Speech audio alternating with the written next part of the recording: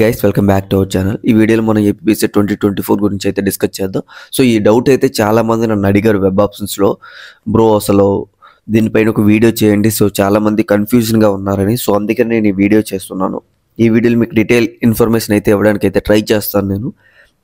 So ఈ వీడియోలో మనం డిస్కస్ చేయబోయే టాపిక్స్ వచ్చి ఆంధ్ర యూనివర్సిటీ కోసం అండి. సో ఆంధ్ర యూనివర్సిటీలో సెల్ఫ్ ఫినాన్స్కి అయితే స్కాలర్షిప్స్ రాదని అయితే చాలామంది చెప్పారని అయితే చెప్తున్నారు.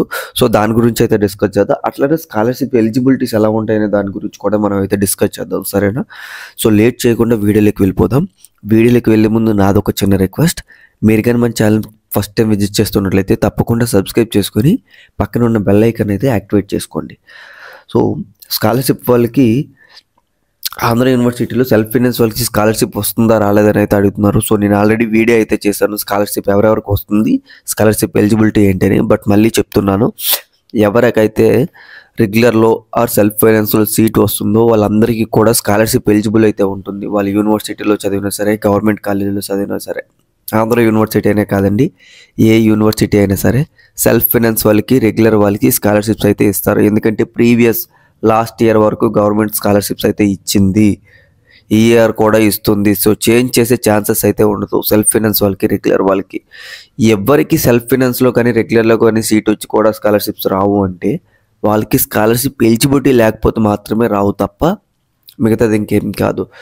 లైక్ ఇప్పుడు మనకి సెల్ఫ్ ఫైనాన్స్లో ఎవరికొకరు సీట్ వచ్చింది ఆంధ్ర యూనివర్సిటీలో, బట్ వాళ్ళు స్కాలర్షిప్ ఎలిజిబిలిటీ లేరు.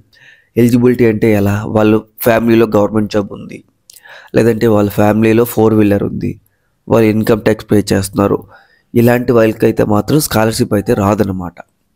అదే నార్మల్గా ఎవరైతే జనరల్గా ఉన్నారో, లైక్ వాళ్ళకి ఫ్యామిలీలో ఎటువంటి గవర్నమెంట్ జాబ్ కానీ 4 వీలర్ కానీ ట్యాక్స్ కానీ పే చేయని వాళ్ళు ఉన్నారో వీళ్ళకి తప్పకుండా స్కాలర్షిప్ అయితే వస్తుంది. సో 99% అయితే వస్తుంది. ఎందుకంటే స్కాలర్షిప్ వస్తుంది. లాస్ట్ ఇయర్ కూడా నేను చూసాను, బిఫోర్ లాస్ట్ ఇయర్ కూడా చూసాను. సో ఎందుకంటే అందరికీ కూడా స్కాలర్షిప్స్ వచ్చాయి అన్నమాట, అదైతే గుర్తుపెట్టుకోండి. సో ఎవరైతే అంటున్నారో అదంతా రాంగ్ అనమాట.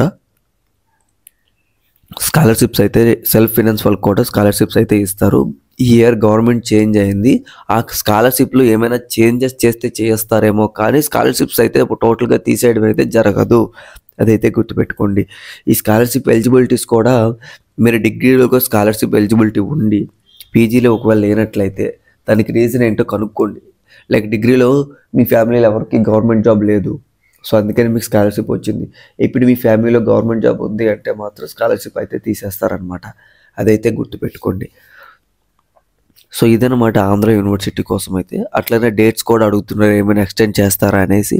మోస్ట్లీ డేట్స్ అయితే ఎక్స్టెండ్ చేయరు, అవే అయితే కంటిన్యూ అవుతాయి, అదైతే గుర్తుపెట్టుకోండి, ఓకేనా? సో ఇదనమాట ఈ వీడియో కానీ మీకు నచ్చినట్లయితే లైక్ చేయండి, షేర్ చేయండి, అట్లా మన ఛానల్ని తప్పకుండా సబ్స్క్రైబ్ అయితే చేసుకోండి. Thanks for watching guys.